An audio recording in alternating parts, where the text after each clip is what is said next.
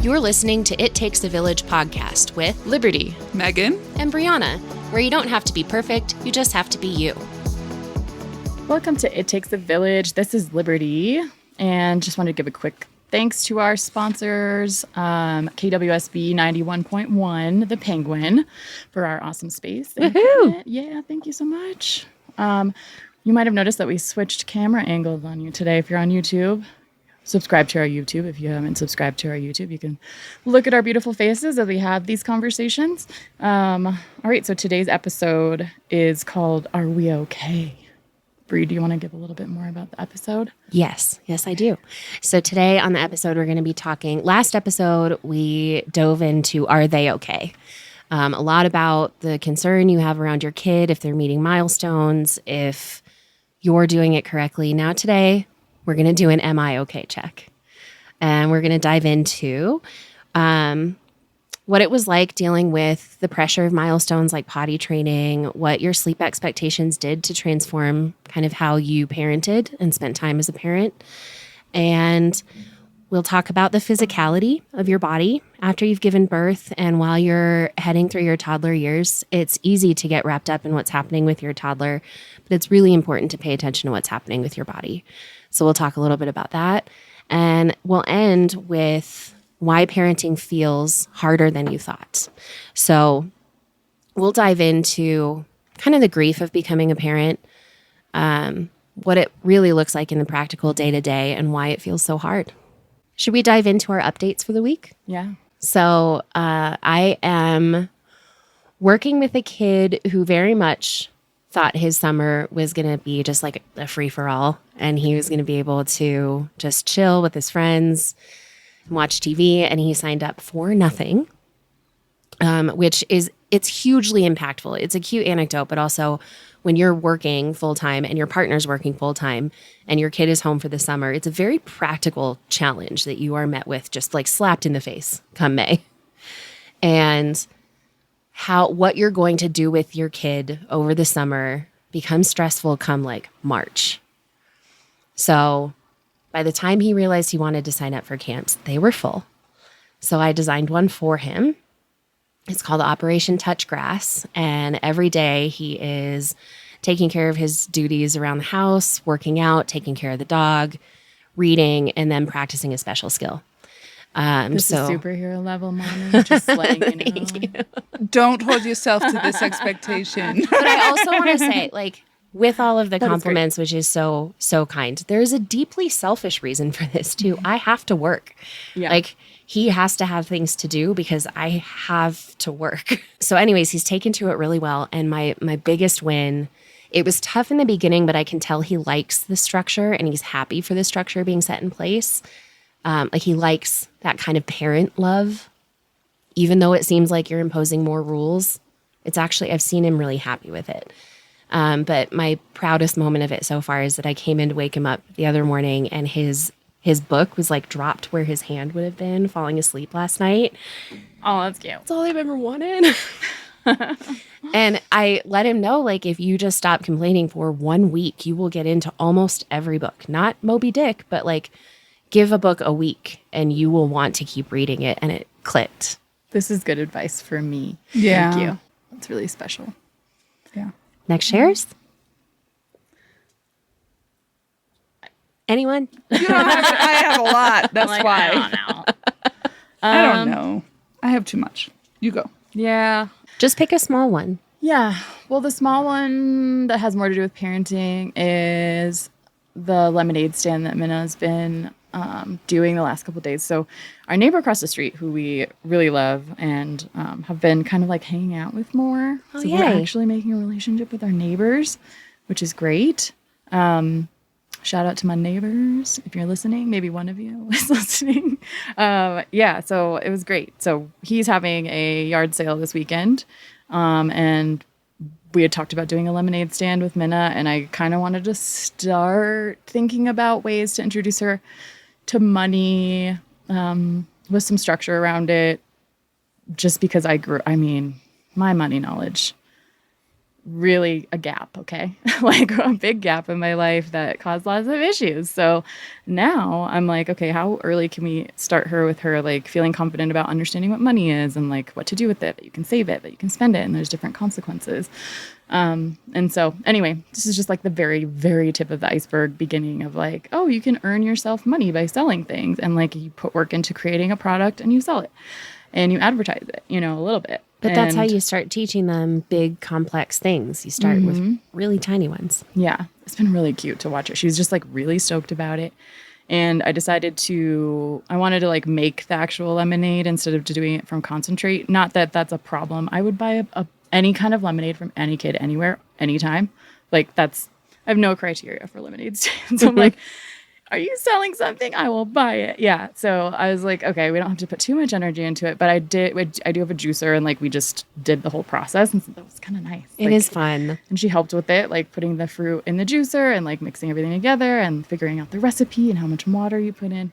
So we kind of made it a thing and then sold lemonade. And it was nice because it brought us outside and closer to community, which like conceptually, I feel like we're on this podcast talking about the importance of community. And I sometimes am just like, what does that even mean for me, on a day-to-day basis? And it was nice to just sit outside of our house with our neighbors out, with people stopping by for, the yard sale, and then being like, oh, I see you're selling some lemonade, because there's a cute little girl sitting there selling lemonade. And so it was just nice. It was a nice like reminder of what community can feel like. And Minna's like the cutest little I know, it was the cutest little stand. Would you like regular or blueberry? It's $2 for regular, $3 for blueberry. I bet she loved that. She just likes being a boss. Yeah, I don't know. exactly. She's in it. And like, yeah, again, if you think about how much control they have, she like any moment she can have control or like be the boss of a game, and she's into the whole hog, like imaginary game time. Like there's no other type of game. She's like, Mom, pretend, what if like I was a dragon and blah, blah, blah. So like she's all about playing roles and dominating. Avery's like that too. It's great. Being a boss. It's I so was a much fun. pretender. Her imagination, her world. Yeah. Unreal. So I just fun. listen to her. Yeah, but Playing she wants alone, to always just like play. It is tiring, but it is finite. Oh, I know. it is. It is. It's adorable. Yeah. And I like have to remind myself, I'm like, it's okay. You can act like you're a queen. You can act You like, are a queen. That one's the easier one, right? But you can act like you're a kid who like broke their leg. And like, where's your parent? I don't know. I have questions about this storyline. Directing play though, and like telling people what they're going to pretend. Yeah. It's a strong sign for their future, like as a leader. It's good. It's true. Good. And ladies need it because we're the future. Yeah. Okay. All right. Gosh, Avery is just wrapped up junior golf. Oh, So that was forgot. exciting. Oh, your little clubs. She has a little Dos Rios shirt now, which is very cute. Went golfing today. She learned a lot. She had a blast. She was very sad it was over. So that's good to know. We didn't just force her into it. She actually enjoys it. I don't know if I'm allowed to say this because another girl got the trophy, but she tied for third.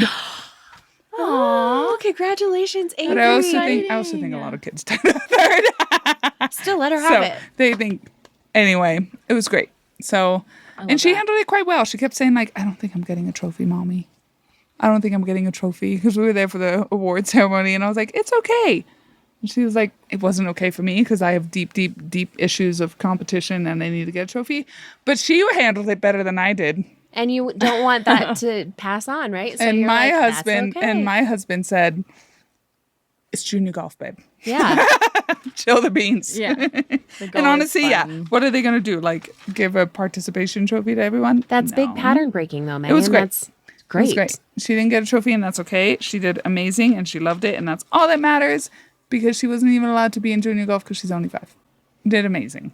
Yeah. For 5. So way to go, Avery Jean. Way to go, Avery Jean. Yay.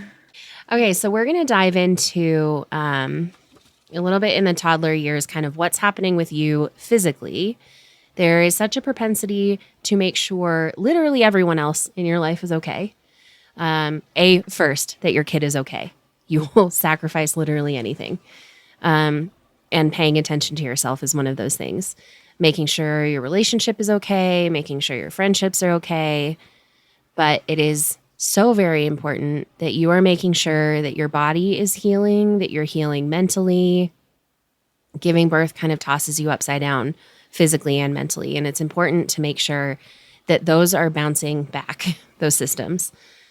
So it's important for me today to be able to talk about the physicality of how you're feeling after you've given birth and after you're like entering into the toddler years, because I have severe endometriosis and had adenomyosis. I don't have a uterus anymore, so no more adenomyosis.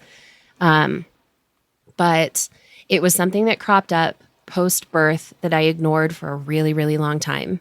So I had a C-section, and along my C-section scar, like after you have the C-section and you have to sneeze or you have to cough, they tell you to use a pillow, like hug a pillow, and it's going to hurt. It's going to pop along your scar. That feeling never went away for me. So where my scar should have healed, endometriosis actually grew. And the twinges is the best word I can use to describe it. The twinges and the popping never got better. I got past my like 6-week appointment, and then 6 months, and then 1 year. And it still wasn't going okay. And then I was in my sister's kitchen. God bless her for being 5 years older and knowing how to look out for these things. She asked me how I was feeling postpartum, my body. And legit, I was like mad. Like, that was invasive. It's none of your business. Yeah.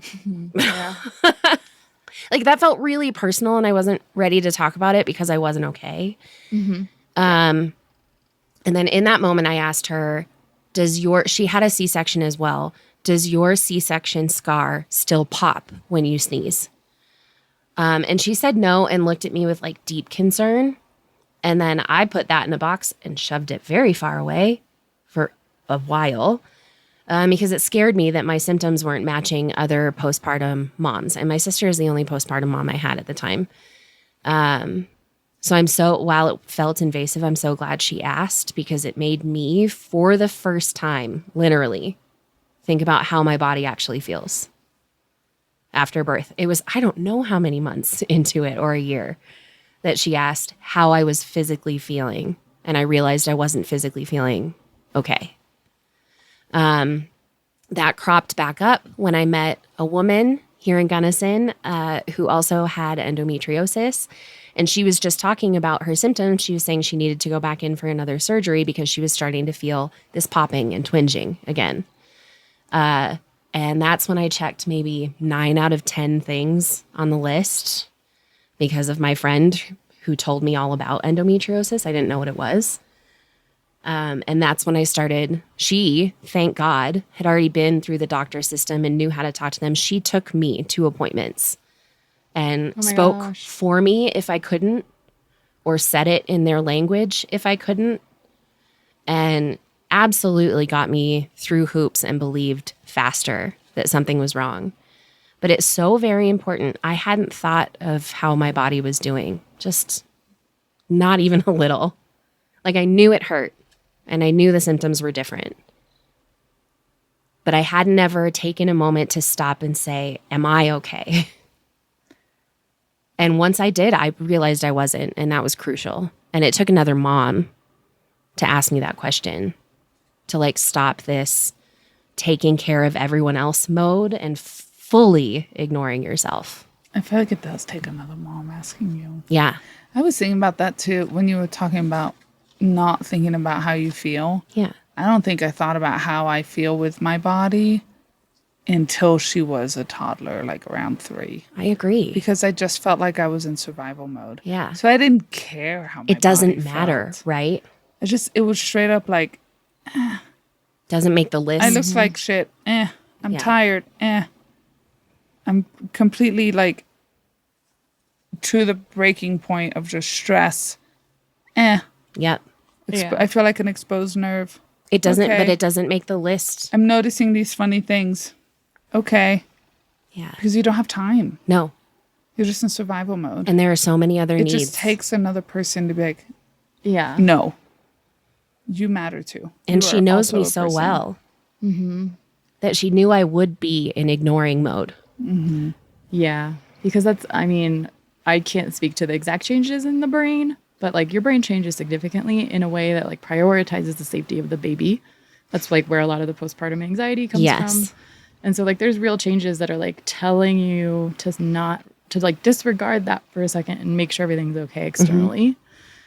And that can become exacerbated for many different reasons. And it's crazy. I was very First of all, thank you for sharing that story. Yeah. And like that's scary. That's a scary place to be in because like It you said, is. there's no precedent. What if you didn't have somebody to say something? And Oh, yeah. I'd never heard of it. Yeah, I don't think a lot I of don't people- know when I only- would have. more Only years. recently Yeah. do I feel like it's really getting known. It is so under researched. I know. Kind of disgusting. How many more years? I didn't even know the word. Yeah. Well, I guess that speaks to a way bigger systemic thing of like women wanting to downplay their suffering because we often get penalized for having suffering Yeah. and announcing it to anybody.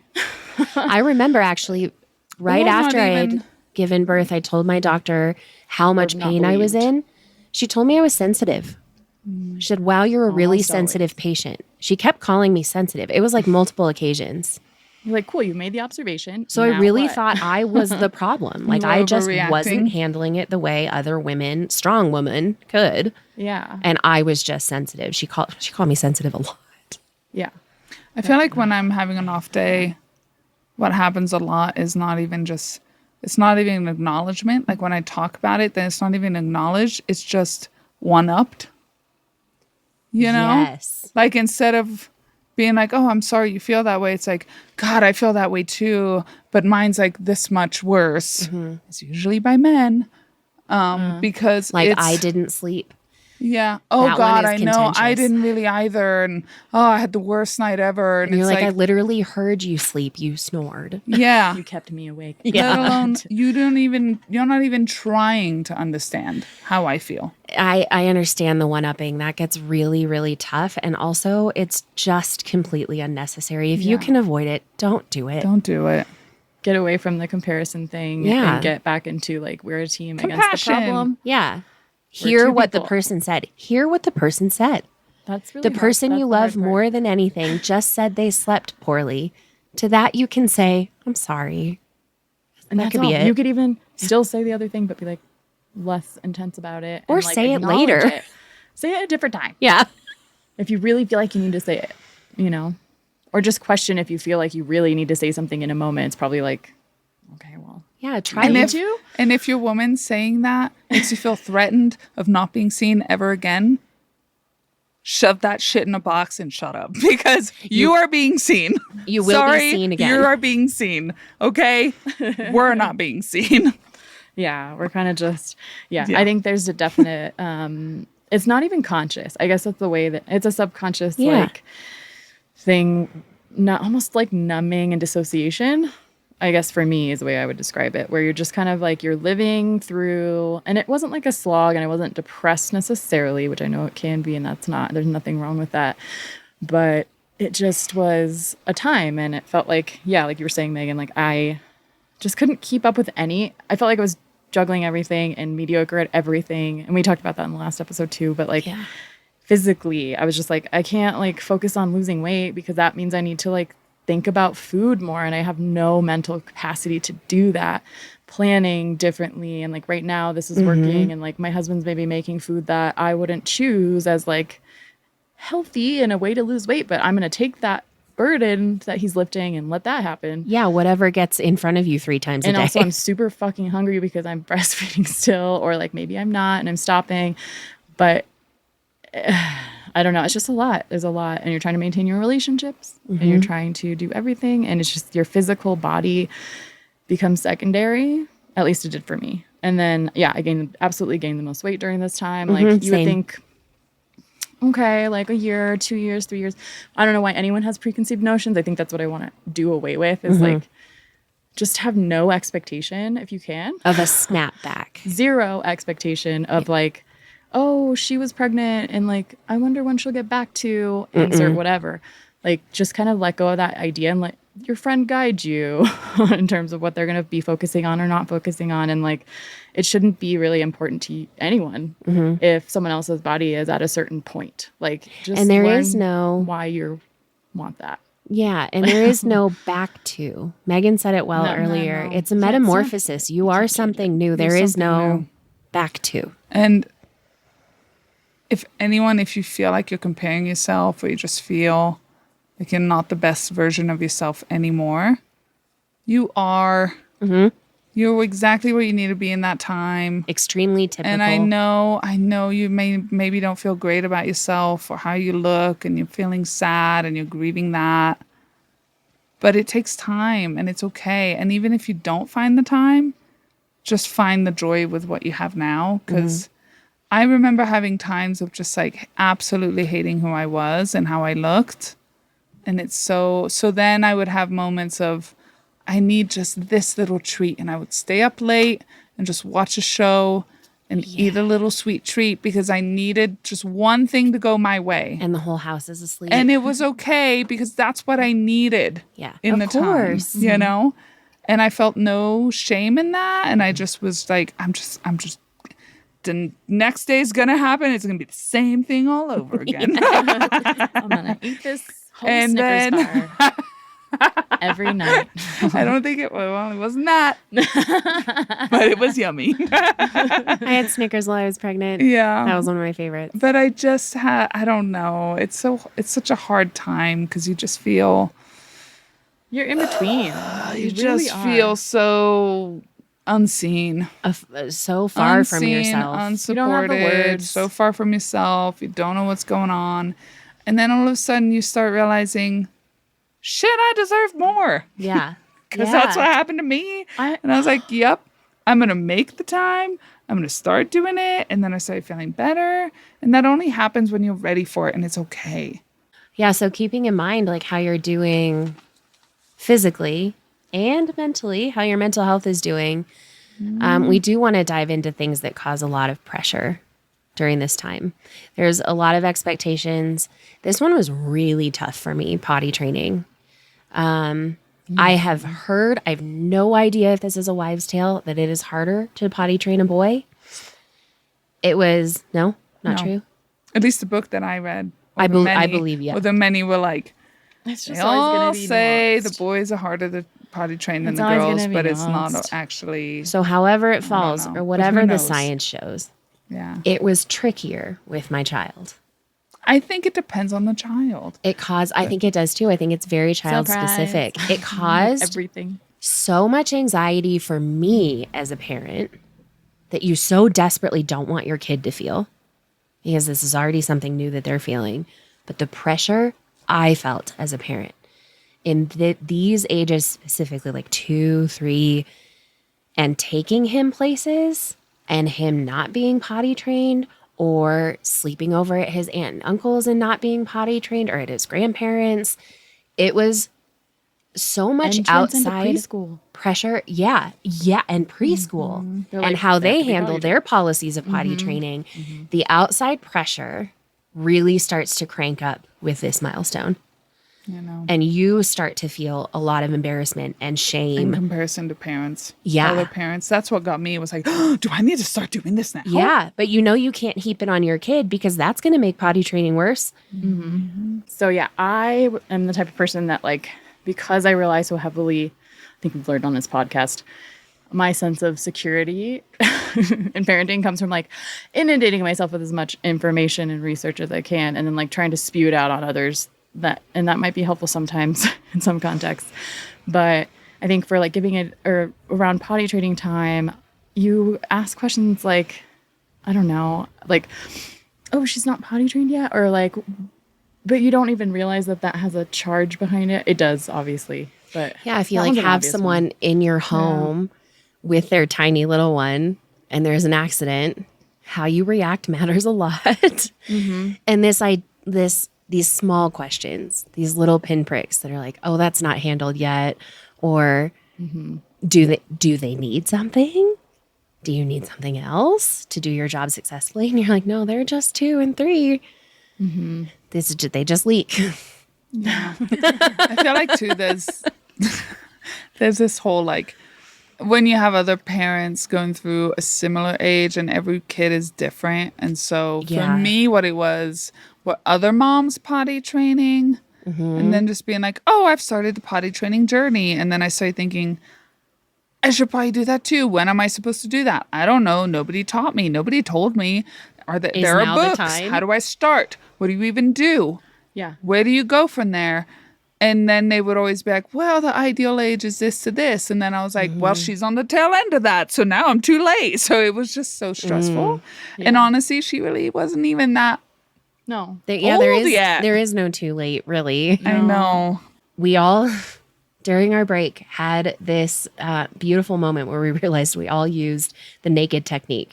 Should we talk about it? Yeah. I kind of want to Explain what the talk naked about technique that. is. And then also Let's contextualize it with timing expectations. 'Cause Yes. Time plays a major factor in this Yes. whole process, and it creates everything about your expectation. I know. I mean, potty training is going to take time. It is. So there is that.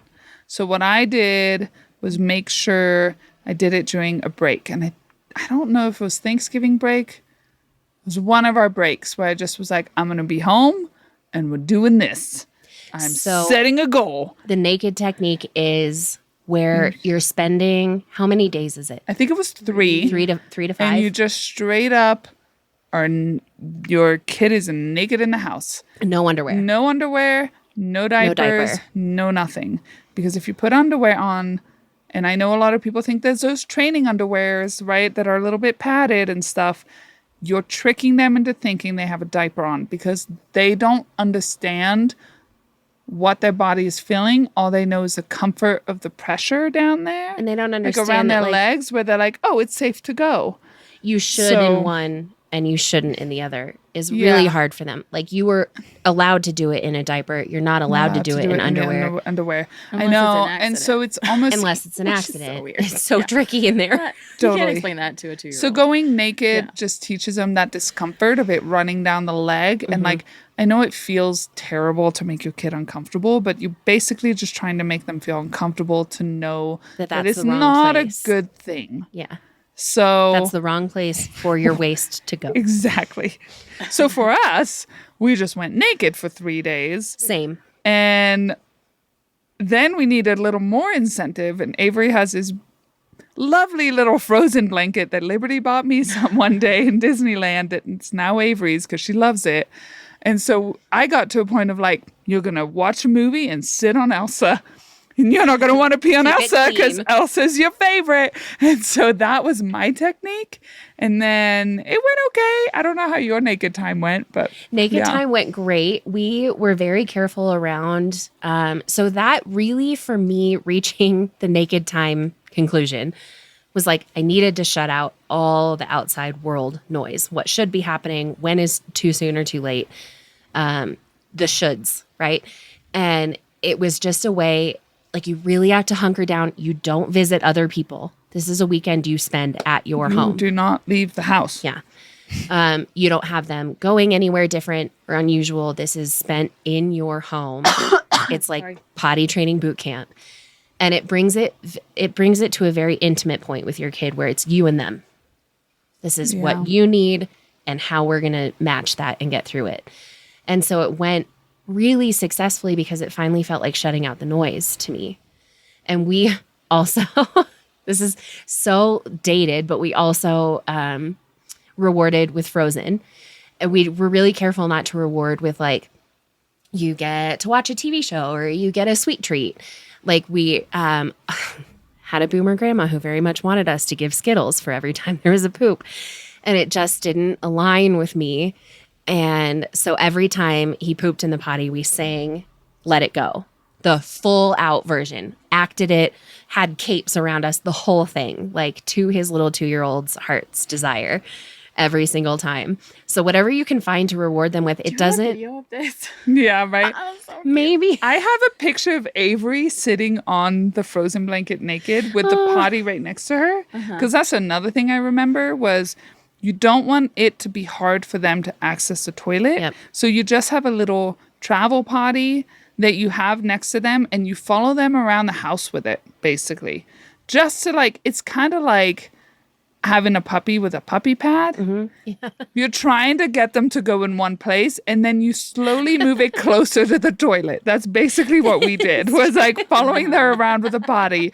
And then we hid the potty in the toilet, and then all of a sudden she's looking around for the potty, and she goes in the potty. Smart. And then our hard time was like getting her from the potty onto the toilet, because the toilet was scary and loud and big. bigger. Yeah. That's the thing.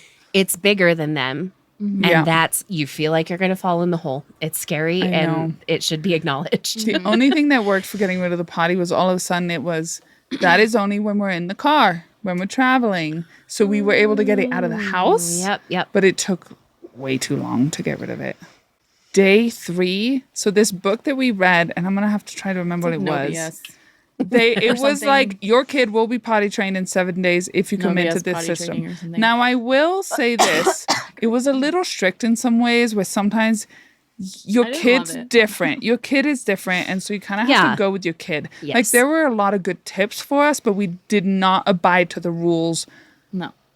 so strictly, because she would say things in that book where it was like, if you didn't do it this way, you're ruined. She will never understand potty have to start training. it You're over done. You have to again. start over. And I was like, okay, that is not my child. I actually Right? do remember that. You have to start over again. And I found that very untrue. Very untrue. Yeah. That this time became like really intimate and really catered to my kid. And that's where I think it bridges, like, I don't know, I want to acknowledge, like, this is one book. It's one that's like taken over a very high percentage of people's approaches. I also did it. But one of the things that pissed me off the most about that book was like, it's like, here's a super easy daddy page where your dad. I know. The dad doesn't have to read the book. He Just can the just look page. at this cheat sheet. Cheat. Yeah. And you're like, fuck me. Yeah. This was Yeah. here the whole time, and you didn't tell me about it. Like, And my I cheat wanna sheet- also use the we cheat didn't sheet. Is the even whole read book? it. We just listened to it on audiobook on our drive to Denver so that both of us knew the technique. Yeah. But it ended up being really handy that he listened to the whole thing, right? Yeah. Oh, because on day 3, and I will give her this woman we was also right. listened to it together. Day Yeah. 3, you will have a complete emotional break You will. Mine was where day 4. you are going to cry and your child is going to cry, because while you're trying to potty train them, your child is also having emotional feelings about it. Their world is changing. Their comfort is going away, and they are going to fight it because it is survival for them. And your comfort And then is going your away. comfort is going away. And so we at one point were like both crying in the bathroom. Yeah. Kind of not yelling at each other, but upset at each other and feeling feelings. And meanwhile, my child is like less than 2 or whatever Yeah. it was. Yeah. And I was just like, what is happening? And my husband comes running out of the bathroom and he's just like, this is it. This is the moment. She said that you are going to have a mental breakdown, and this is when we need to stick with it. It's all about to change tomorrow. And we Yay. did. But I would have given up that day. Yay for dad. Because I felt like I was hurting my child. So but it he heard the is- whole book.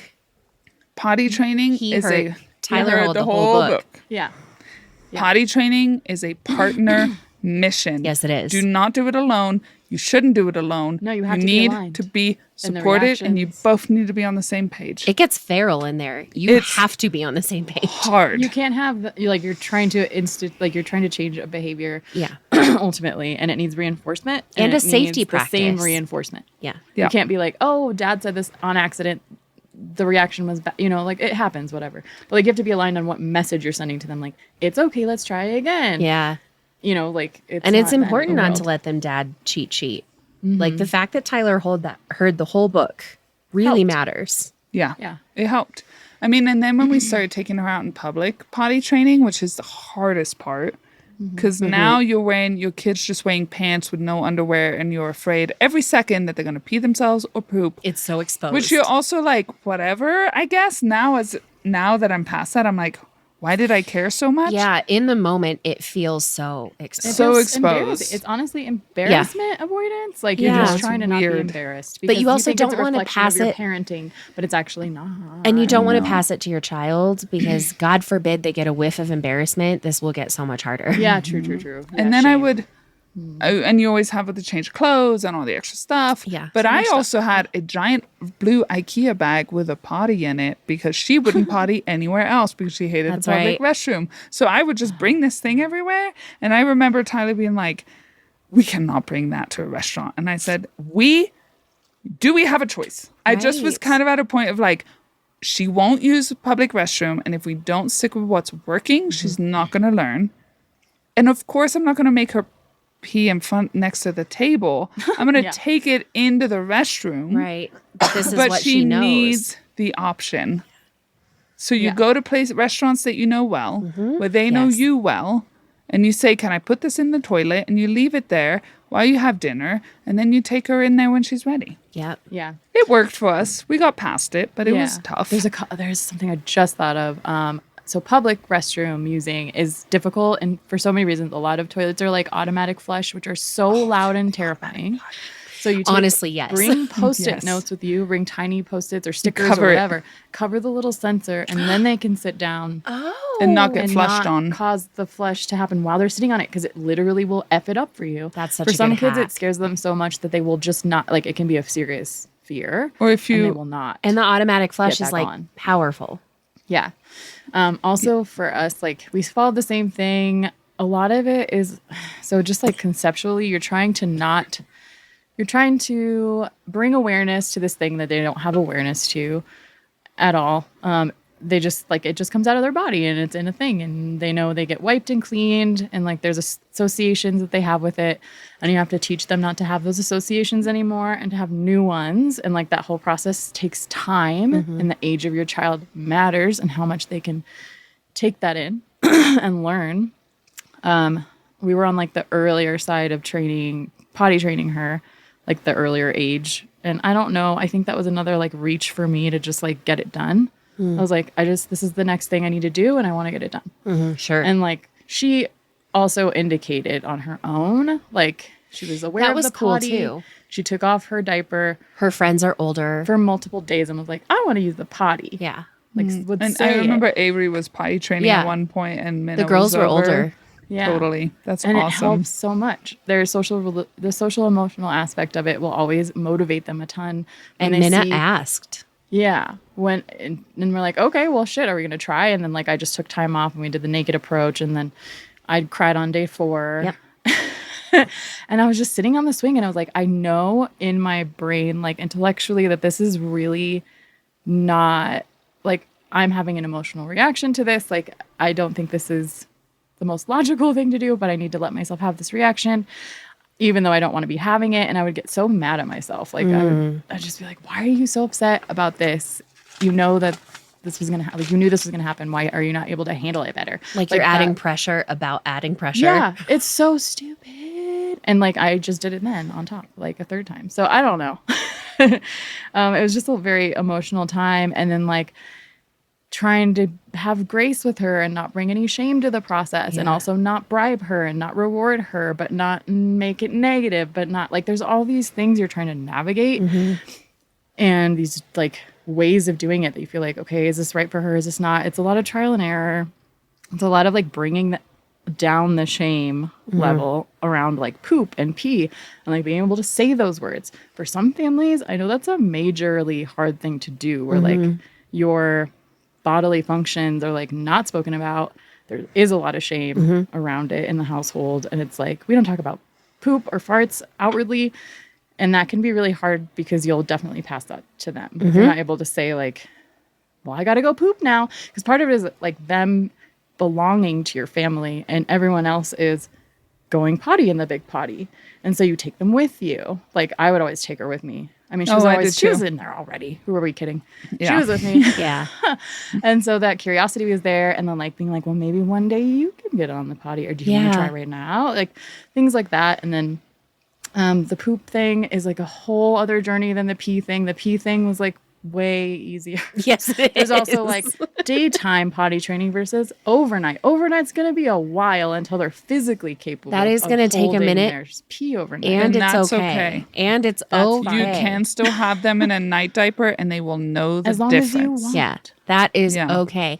Make sure you put an extra like layer of whatever bedding it is that you do. So if you do like a fitted sheet and then a sheet Not that just like protectors everywhere. protector. Yeah. So if you do like a sheet and then a protector, just layer 2. do a sheet protector, sheet protector. We had the fitted sheet, and then we used puppy pads. It'll save you in the middle of the night. I Yeah. swear to God, you just You peel just rip one it off. layer off. So we had puppy pads and then the sheet, and then we would just take Yes. the puppy pads and the sheet off, and we were ready to go. Yeah. But she was on a diaper for a while at night until she started keeping it like dry. And then we took it off. Yep. But that just happened more naturally. Yeah. Where she started understanding that. and I their think bladder gets stronger. like you Literally said, physically. As they get older, their bladder gets stronger. big part of it is the physical ability Yes. to understand it And hold it. Yeah. Yeah. And people's bodies are different. Like there's kids that pee many times a day and kids that hold it all day and pee once. Like, Yeah. Avery's one of those. She's a camel. We found out through potty training Evan that is a Avery cheetah. is a camel. I remember one time Avery coming out fairly young and saying, "Mommy, I gotta pee." And she woke up from her sleep, and that's when I knew something was changing. Yeah. Because even though she had kind of that training diaper on, like the nighttime diaper, I was like, still she feel doesn't it. want to do it. She knows she needs to, and she's getting up out of bed to tell me.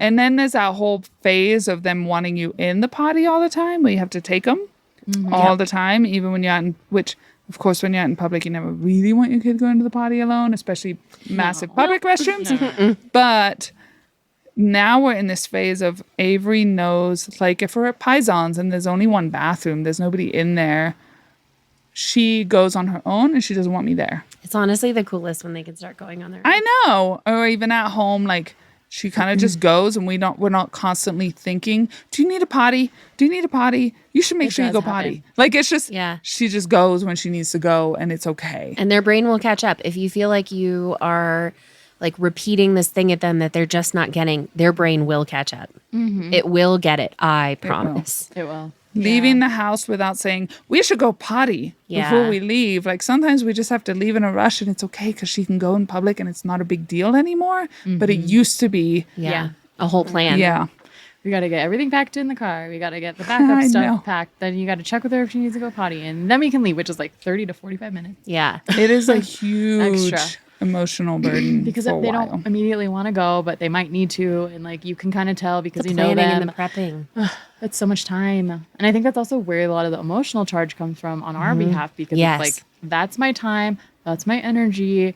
I really want it back. And you can taste the closeness. But it really does. Of It like does take the more time, more freedom, not bringing a diaper bag everywhere. And so like the moment you get a setback, you're just like, why can't you pee in the one I almost had my time. I want to talk about yeah. that too. I want to roll us into talking about sleep. sleep? Yeah, because we just touched on it. And because holy Yeah. time, And sucker. we all made it through the body training, so yay us, and you all will make it too. Yes, you will Now raise a let's- human that knows how to go to the bathroom in the toilet. You will. Yes. And you will all get Isn't sleep that great? again Just too take a moment. someday. Yeah. Take a moment. let's talk about- think about it. But Think I want to about it. talk about those pressures that we're feeling like from the outside with potty training and how it should look into what sleep looks like in your home, what it looked like during that era, what it felt like it should look like, and then what it did look like. And there's also what I used to say before I had my child about sleep. Oh my God. Ha ha. Careful what you say before a kid. I used to say, You don't know shit. she's never going to need to sleep offense. with me or go to sleep with me. Or Yeah, because she's just gonna we're gonna sleep train and she's gonna be able to go to sleep, and I won't be the one of those parents that when we have guests over I'm gonna have to go lay with my child until she falls asleep because I have friends over and I'm gonna be able to do both and I'm not gonna cave to her needs. Look at Was you. basically what I was saying. 30 minutes late to Buffy because you're sleeping with Avery. I got bamboozled. Well, so did everybody. All of that Yes. I messaging. know. All the messaging is coming from like assertion. We are not great with kids in this country. We are like, they are lower than adults. Yes. That's how we treat them. Yeah. And so that's a reflection of that. Like, I can control my kid. That's how I can show that I am successful. Like, that narrative is really strong. And like, we got to toughen them up. Yeah. Like, that's just not how that works. And then that like intimate shift you had to take with potty training into like, everyone shut up. This is about what's happening with me and my kid. Yeah. Yeah. With sleep, it gets that specific. It does. Yeah. Sleep And is it's very special. Yeah. really It kind of is, meeting though. them where their needs are at and acknowledging that they are humans with needs. Yes. Yeah. That's where everything comes from. Not on a clock, not trying to tick off boxes. I know. And you feel like a failure a little bit and just, I know. And then you'll ask, how are you doing? You're like, well, I'm a giant ball of stress because this society makes me feel like shit every day. Or what they'll do is they won't ask you how you're doing. They'll just ask you how your kid is doing. How your kid is And doing. you're like, fine. Yeah. They're where they're at. I know. You were able to find something quite beautiful. Well, because I In had this to, sleep. because It's I just chose, for me. I actively Yeah. chose to give up those expectations. Yep. I just had this expectation for a long time that I shouldn't be laying here anymore and I need to get out of here. And I'm setting a timer. 5 minutes and I'm going, Avery. Like it's a discipline thing. Now, sometimes I still have to do that because sometimes it's out of control.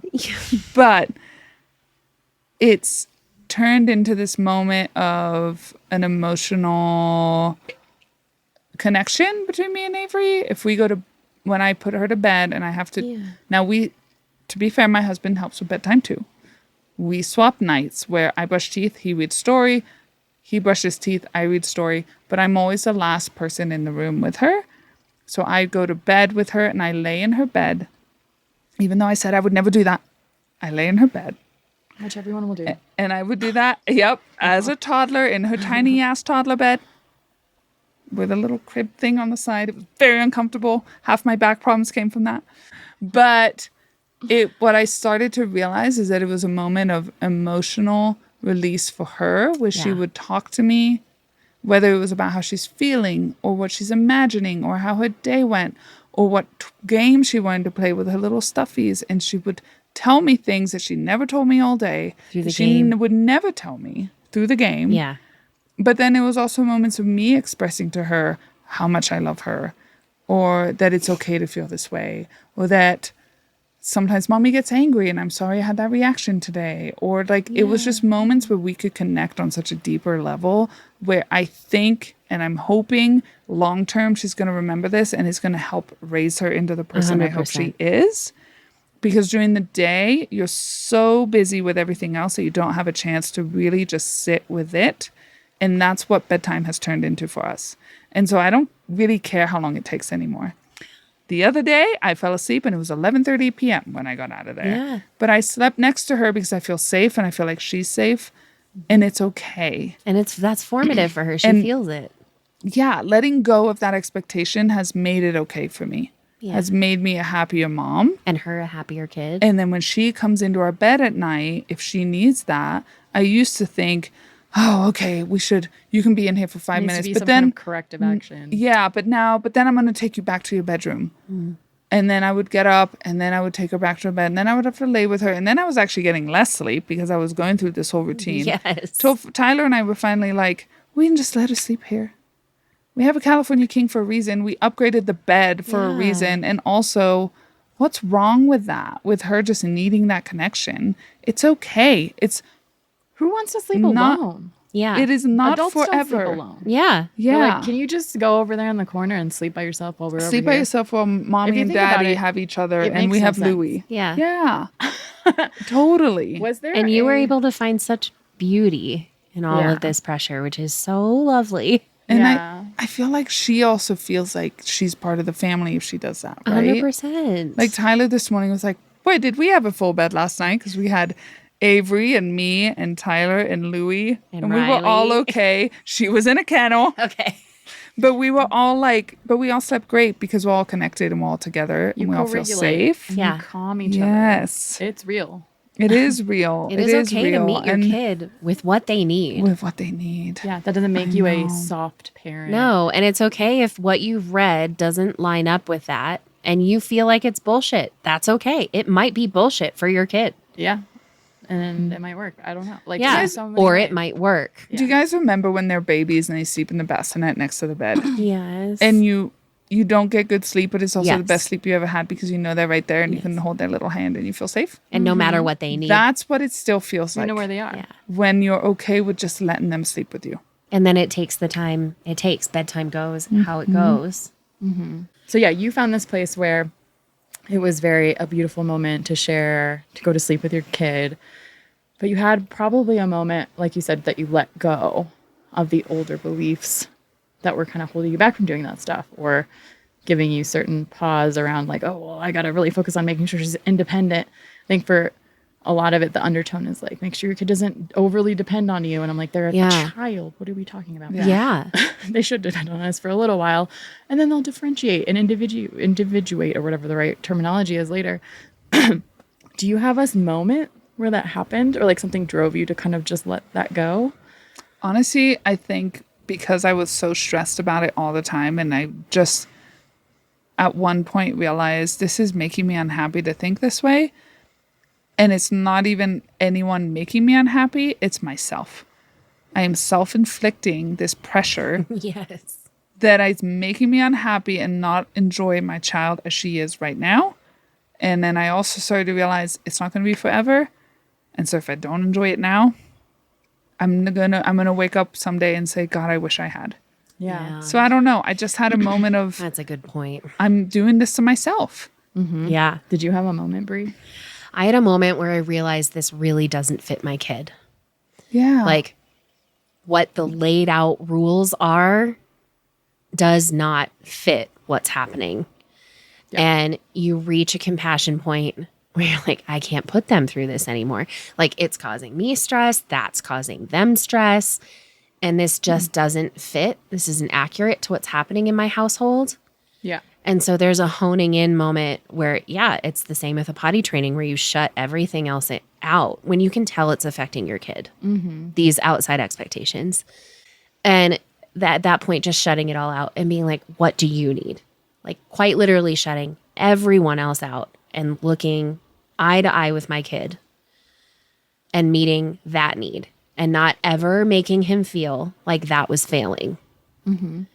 Yeah. So when you see that look of failure cross your kid's face and you realize you've let those expectations filter through you to them, it causes this like very extreme reaction where you'll just shut it all down. Yeah. And that was the biggest game changer, was when I realized that all of the pressure I was feeling was hitting his face too. Yeah. Don't you? I mean, I'm sure you girls agree with this. Our kids would be so much better off if we all just looked at them as people and what their needs are instead of what society needs them to be. Or milestones or markers. Yeah. Like how who are you, the much human? better would you be if that was just the approach? Yeah. Yeah. That their needs are valid needs Exactly. versus invalid. Just as being a human that exists on this planet. Because I think ultimately we, like I said earlier, we treat kids a little lower class. And so that impacts how we listen to them or don't listen to them or deem something valid or invalid. And if they complain about not wanting to do something a certain way, we oftentimes jump to like, oh, don't worry, we're going to do it this way anyway. Or like, let's just try, instead of just being like, you know what? Okay. Yeah. I'm going to listen to you right now. And sometimes you can't. Like sometimes there's some crazy ass. It's a balance for sure. Yeah. For me, it was the moment that I kind of was able to let go and look at those time frames as like more connection opportunity than pressure. Came from Instagram, which double-edged sword. Like you can find everything to validate your viewpoint, which is really dangerous. You can find things that don't, and that's really useful. Or break it or shift it Yeah. or And so- exist outside of your current viewpoint. Yeah. So I was trying to find something more nuanced because I didn't want one camp or the other. There's like accounts that I knew of that had like so many millions of followers that like you feel really pressured to go like, oh, I have to follow that schedule that woman posted because 2 million followers. Okay. Like, anyway, so, but there was just a post about how, and I think I knew this because I had studied abroad, like, Megan, you lived from a different country. Like we think internationally in general. And I just it hadn't occurred to me, like sleep in other countries. And she posted something about a bunch of her listeners that were responding. And like, she just simply asked, do you know what sleep training is? And she has a bunch of international followers like Instagram accounts have. And a lot of the listeners followers were just responding. And so she shares all the answers in this thread. And the majority were like, what is sleep training? Or like, wait, to train a baby to sleep? That's insane. Or like all these things like, wait, you expect in the US people put their kids separate from them. Like there were women in all these different countries, like Germany, Australia, like also it tends to be, it falls along the line of like, and I know that we talked about this first season a little bit, but like the Western world pushes mothers back into the workplace sooner. Sleep training kind of fits well with that. So that's where we hear about it the most. Like here, UK, Australia, other countries like the Nordic countries, not at all. It's like co-sleeping is encouraged, like totally different. Like Iraq, I think there were a couple of families from the Middle East that were just like, oh yeah, it's definitely not expected for the baby In to be Nepal, able to they sleep. co-sleep forever, ever. Yeah, like you just sleep together. There's cultures that you just sleep together. Yeah. as a Or the family cultures that always. put their babies outside in the freezing cold. It's all different all over the world. Yeah, and that just for some reason that's what I needed to snap myself out of. And I think it was just like my whole journey emotionally has been like, when is the point where I can really trust myself and trust my judgment to change something? And a lot of times I'm still struggling with like needing that external validation of like, oh yeah, well, people in other countries don't do it. So my feelings are real.